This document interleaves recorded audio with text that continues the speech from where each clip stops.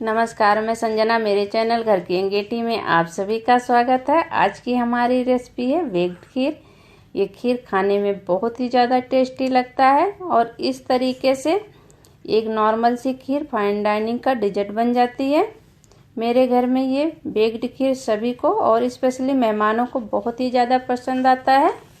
ये देखिए, मैंने तो ये चावल का खीर बनाया है।